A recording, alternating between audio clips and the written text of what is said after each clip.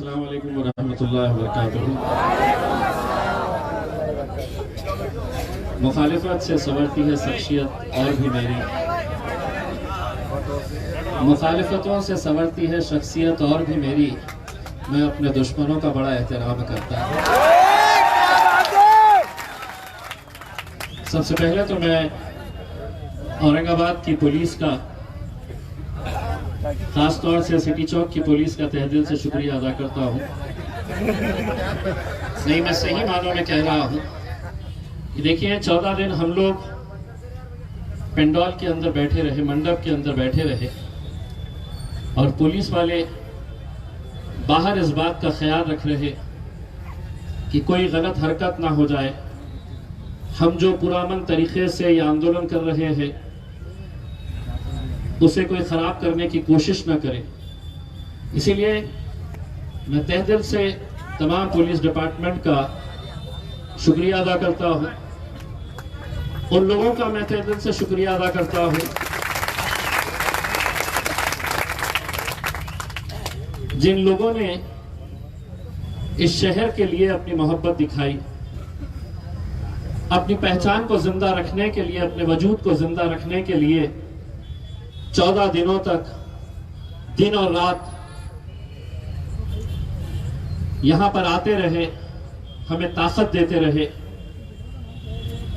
जो नहीं आ सके वो घरों में दुआएं करते रहे, और आज भी कितने सारे लोग इस बात के लिए दुआ कर रहे हैं कि हम सब मिलकर जो कोशिश कर रहे हैं, अल्लाह हमें उस कोशिश के अंदर कामयाब करे। इन 14 दिनों के अंदर मुझे एक बात समझ में आई कि मेरे शहर के लोग इस शहर के नाम से कितनी मोहब्बत करते हैं। मैं जितनी देर यहां पर बैठा हुआ था, मेरे सामने 82 साल के एक बुजुर्ग शख्स जब नारे लगाए जा रहे थे तो उनका जोश देखकर मैं ये सोच रहा था कि किस यकीन, किस उम्मीद के साथ वो यहां पर आकर बैठे हैं। एक ऐसी यकीन, एक ऐसा यकीन, एक ऐसी उम्मीद के साथ आकर बैठे हैं। जिस जोश के साथ वो नारे लगा रहे थे, मैं उन्हें देखकर बस यही दुआ कर रहा था कि अल्लाह मुझे ताकत दे कि मैं इन बुजुर्ग शख्स के चेहरों के ऊपर खुशी लेकर आ सकूं। 82 साल की उम्र में अगर उनसे ये कहा जाएगा कि अब तुम्हें ये नाम नहीं, दूसरे नाम से 82 साल इंसान एक नाम के साथ जिंदा रहा है, जिया है, और अचानक तुम कहेंगे कि वो नाम अब नहीं रहेगा, तुम बोल नहीं सकते हैं। मैं सबसे पहले कुछ बातें एक बार फिर से दोहराना चाहता हूं, वाज़े करना चाहता हूं, और ये बात वो तमाम लोग जो सोशल मीडिया के ऊपर 24 घंटे इम्तियाज जलील के नाम के ऊपर मंत्र पढ़े जा रहे हैं, उनको बताना चाह रहा हूं कि मेरा मजहब नहीं इजाजत देता है कि मैं बेवजह किसी की मुखालिफत करूं।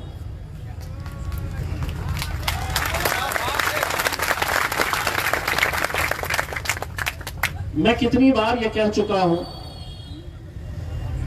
कि इस मुल्क के अंदर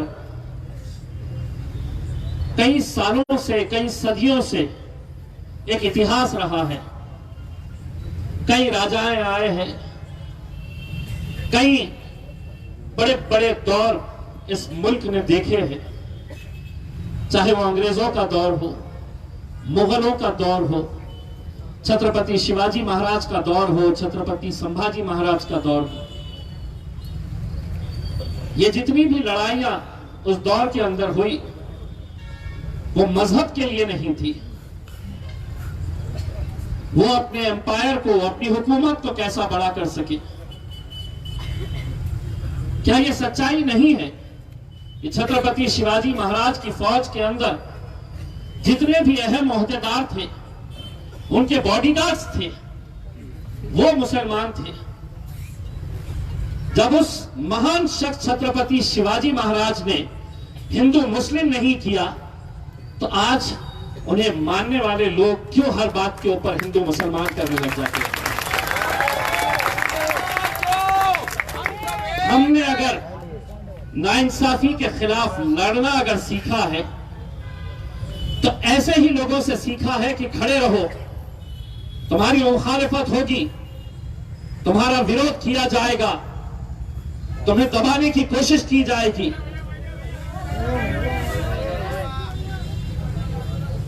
और यह काम उस दिन से चालू हो गया जब हुकूमत ने यह फैसला लिया कि हमारे शहर का नाम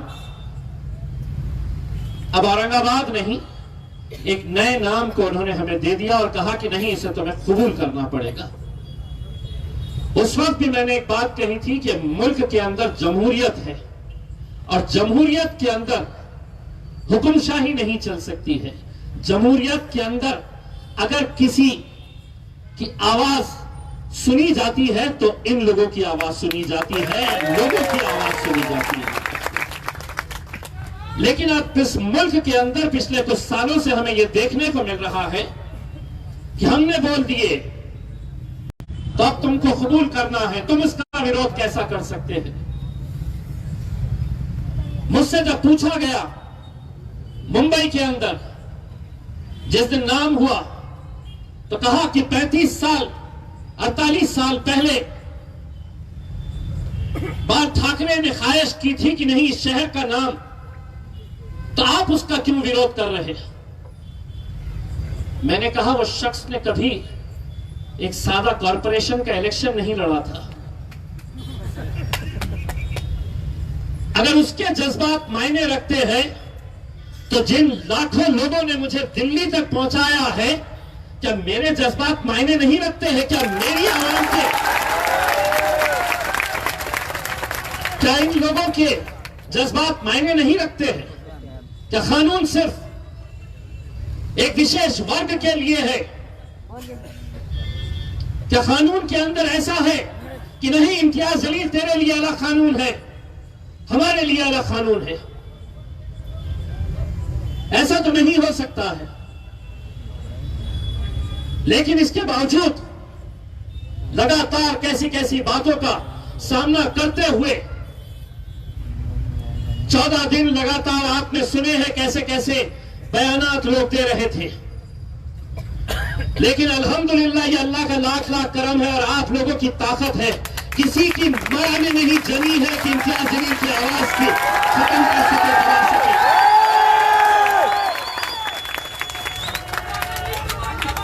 हम तुम्हारे साथ हैं, हम तुम्हारे साथ हैं, हम तुम्हारे साथ हैं। विधान परिषद की डिप्टी स्पीकर नीलम गोरे ने जब ये कहा कि ये गुंडे हैं, ये जो जमा हो रहे हैं, इनके ऊपर एमपीडीए का कानून लगाया जाना चाहिए, मैंने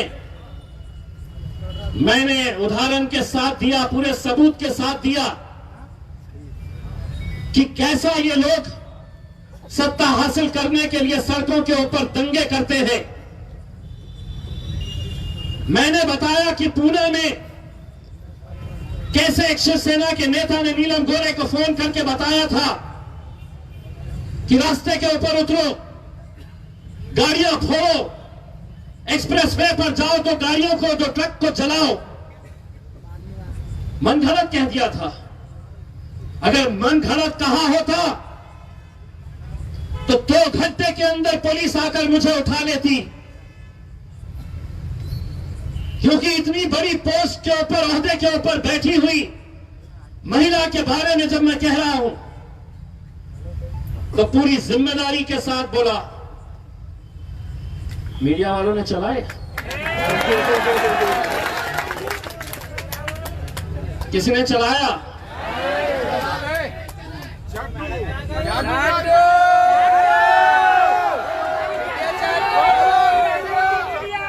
क्यों नहीं? क्योंकि आज हक के साथ, सच्चाई के साथ कोई नहीं है, हुकूमत उनके साथ, पुलिस उनकी, प्रशासन उनका, मीडिया उनका। लेकिन उसके बावजूद भी जितने लोगों ने जब जब भी हमारे इस आंदोलन के बारे में बोला, दिन में बोला, रात में सूद समेत वापस लेकर गया,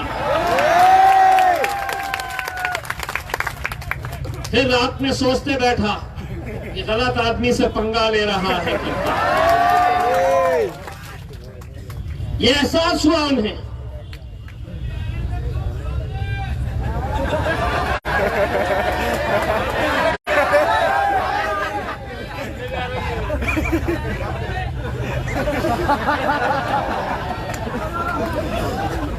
जब टीवी सेंटर के ऊपर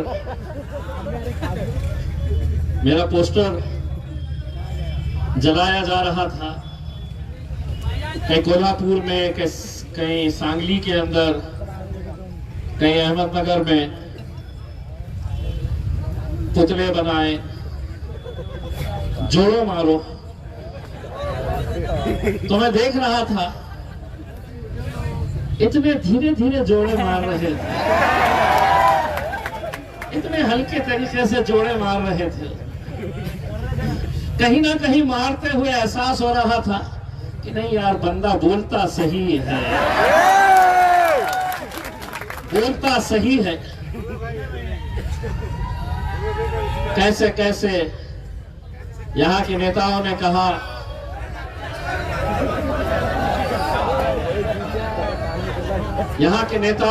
कि हम लोग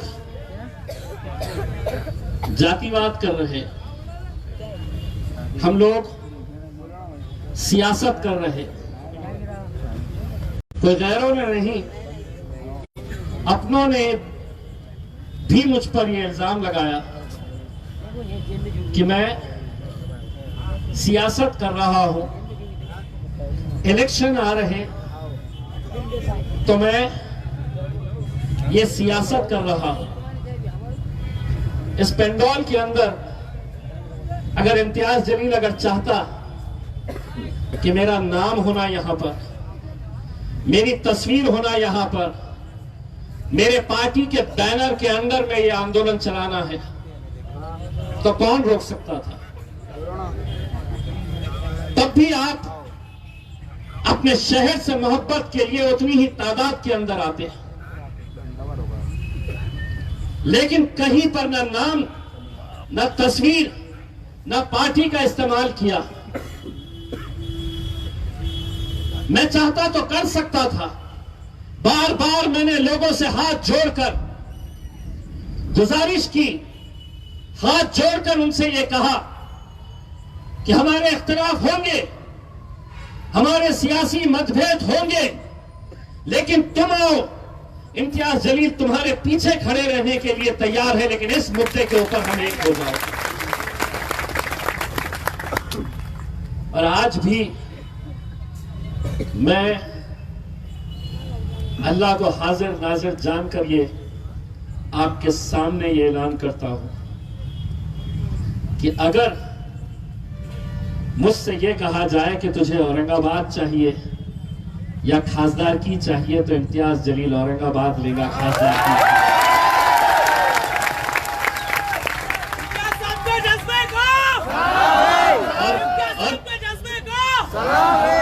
और यही चीज मैं सत्ता में बैठे भारतीय जनता पार्टी, शिवसेना या वो राजनीतिक पार्टियां, चाहे वो कांग्रेस हो, एनसीपी हो, वो अगर मुझे आजमाना चाहते हैं और मुझे ये कहना चाहते हैं कि चल हम ये आजमाना चाहते हैं कि तुझे अगर औरंगाबाद चाहिए तो तूने कल इस्तीफा दे देना चाहिए अपने खासदार की का। मैं कल का इंतजार नहीं करूंगा, आज दूंगा इस्तीफा। कब तक हम किन किन मुद्दों के ऊपर हम ऐसे ही भटकते रहेंगे? अरे हम बटे हुए हैं। आज कम से कम आप लोगों ने पूरे मुल्क के अंदर एक पैगाम दिया है कि अगर कोई दिल्ली में बैठकर मेरे शहर का फैसला करेगा तो उन्हें यह सोचना पड़ेगा कि अगर औरंगाबाद की आवाम सड़कों के ऊपर आ सकती है तो हमें भी सड़कों के ऊपर निकलना पड़ेगा।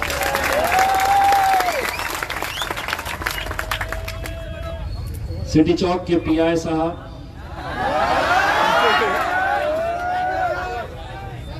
मैं ये नहीं कहता हूं कि एक पुलिस वाला सारे पुलिस वालों को रिप्रेजेंट करता है। हर एक की अपनी जहनियत है, हर एक की अपनी सोच है, लेकिन उन्होंने गाली देते देते मेरे बारे में यह भी कहा कि मैं जातिवाद कर रहा। मैं उनसे कहूंगा कि हवाई जहाज का टिकट मैं लूंगा, मेरे साथ हिंदुस्तान का सफर करिए। कितने गैर कौम के लोग तुम्हारे खासदार से मोहब्बत करते हैं, यह तुम्हें एहसास होगा। और क्या हमने किए हैं ऐसा? क्या जमहूरियत के अंदर यह इख्तियार नहीं है हमें कि हम यहां पर पुरअमन तरीके से हम यहां पर बैठकर हमारा आंदोलन चला रहे हैं? इतने सारे लोग आ रहे, कहीं ना कहीं ये जताने के लिए आ रहे कि हम तुम्हारे साथ हैं, तुम लड़ो। लेकिन मुझे भी मालूम है कुछ दिनों के बाद रमजान का मुबारक महीना शुरू होने जा रहा है। परसों के दिन कुछ हिंदुत्ववादी संगठनों ने यहां पर एक मोर्चा या धरना आंदोलन रखा है। मैं अभी कुछ देर पहले पुलिस कमिश्नर साहब के पास गया और उनको यह बताया कि मेरी जो लड़ाई है मेरे अपने शहर की है, मेरे अपने भाइयों से है। कोई मेरे साथ है, कोई मेरे मुखालिफ है, लेकिन इसका मतलब यह नहीं है कि हमारे शहर की फिजा खराब करने के लिए कोई बाहर से नेताओं को बुलाया जाए जिनके ऊपर 100 से ज्यादा केसेस भड़काऊ भाषण के पूरे हिंदुस्तान के अंदर है। यानी कि मतलब साफ है कि वो आएंगे, हर तरह की घटिया जुबान का इस्तेमाल करेंगे, गाली गलौज करेंगे। 3 घंटे 4 घंटे वो यहां पर रुककर अपना काम करेंगे और अपने घर चले जाएंगे। लेकिन इसका खामियाजा किसे भुगतना पड़ेगा? इसका खामियाजा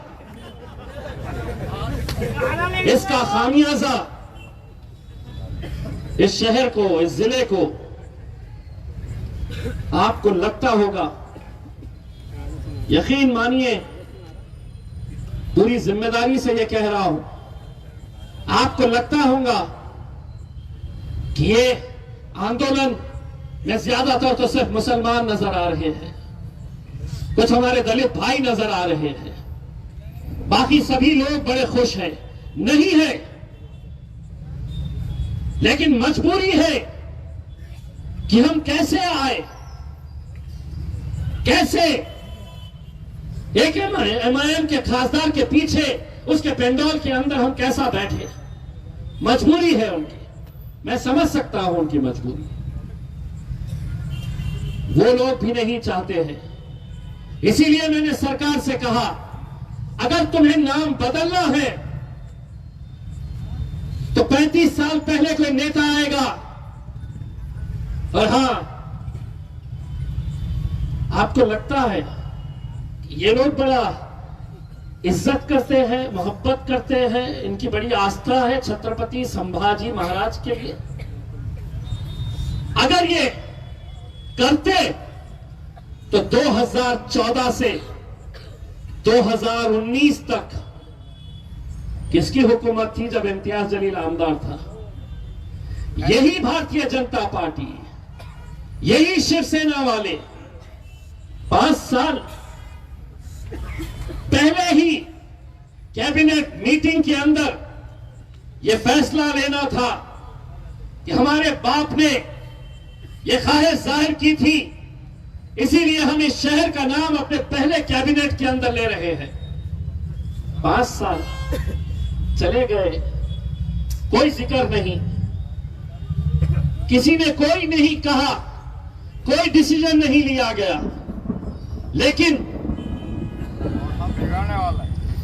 लेकिन जब सरकार गिरने वाली है, आखिरी कैबिनेट, सरकार की आखिरी कैबिनेट, किसकी सरकार?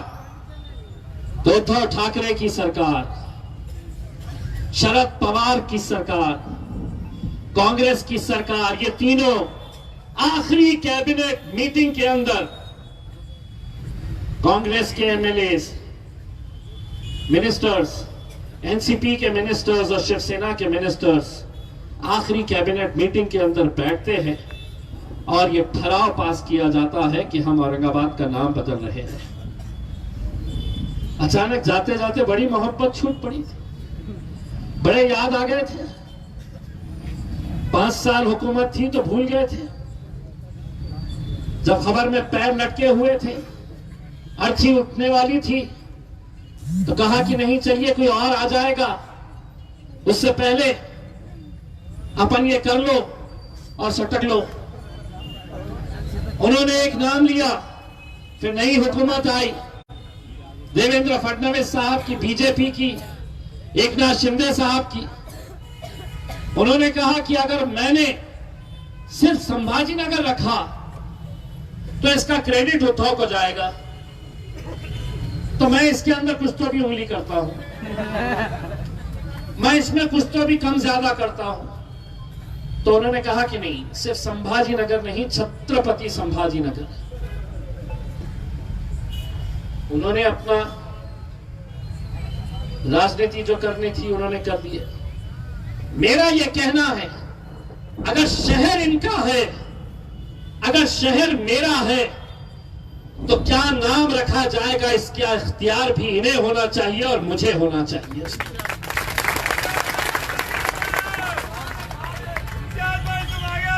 हम तुम्हारे साथ हैं। मेरे भाइयों, लोकसभा का अधिवेशन शुरू हो चुका है।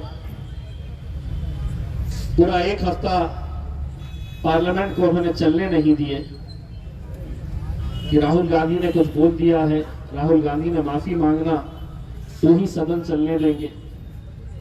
तो 1 हफ्ता हम इंतजार में रहे कि कब हमें मौका मिलता है और कब हम ये मुद्दा वहां पर उठाए, लेकिन 1 हफ्ता चलने नहीं दिया गया है। अब मंडे से उम्मीद की जा रही है कि पार्लियामेंट का सेशन दोबारा शुरू होगा। आप लोगों से ये इल्तिजा है कि दुआ करिएगा कि अल्लाह मेरी जबान में इतनी ताकत दे कि मैं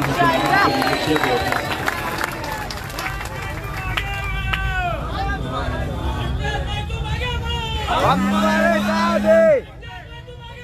हम तुम्हारे साथ हैं। इसीलिए मेरे भाइयों, अब जो शहर का जो माहौल है उसे देखते हुए, हम दिल्ली में जब थे तो यहाँ के जो पेटिशनर्स हैं, जनाब मुश्ताक साहब, मैं, मुश्ताक साहब, हम दिल्ली के अंदर बड़े बड़े वकीलों के साथ चर्चा किए। कपिल सिब्बल जो बहुत मशहूर वकील है, बहुत बड़ा वकील है, उनके साथ हम बैठे, उनके साथ चर्चा किए कि हम इस मुद्दे के ऊपर इस केस को कैसे आगे ले जा सकते हैं। और मैंने ये बताया उन्हें कि इस नाम के खिलाफ औरंगाबाद में एक बड़ा आंदोलन चल रहा है, लगातार इतने दिन हो चुके हैं और दिन और रात वहां पर लोग आ रहे हैं, बैठ रहे हैं और अपना समर्थन दिखा रहे हैं। अब ये लड़ाई जो है, ये हमारी एक कानूनी लड़ाई अदालत के अंदर लड़नी है। दूसरा वो ये है कि कहीं ना कहीं हमें ये लग रहा है कि इसको जो हिंदू मुसलमान का एक मुद्दा जो बनाया जा रहा है, कल आपने देखे हैं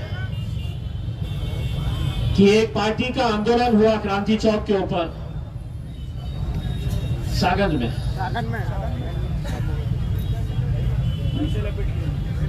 उनका आंदोलन था, महफिल उनकी सजी हुई थी, चर्चा सिर्फ इम्तियाज जलील का कर रहे थे।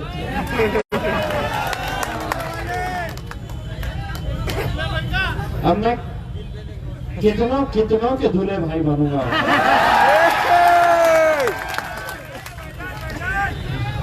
अब मैं क्या करूं, एक अनार 100 बीमार। अब परसों भी आएंगे, एक ऐसा नहीं रहेगा जिसके हाथ में माइक दिया तो शुरू करेगा इम्तियाज जलील। इसीलिए मैंने अपनी तकरीर की जो शुरुआत की थी, एक बार फिर से दोहराता हूं कि मुखालिफत से संवरती है शख्सियत और भी मेरी, मेरे दुश्मनों का बड़ा एहतराम करता हूं। मेरे भाइयों, 14 दिन तक हम लोगों ने जो आंदोलन किया है, कहीं ना कहीं हम इसे आज स्थगित कर रहे हैं। हम इसे ये बोलकर खत्म कर रहे हैं कि हम जमहूरी तर्ज के ऊपर हमारी जो कानूनी लड़ाई है, वो कानूनी लड़ाई इंशाअल्लाह हम जारी रखेंगे। बस जाते जाते आप लोगों का तहे दिल से शुक्रिया अदा करना चाहता हूं कि मेरी हिम्मत अगर कहीं से है तो मेरी हिम्मत यहां से है मेरे भाई।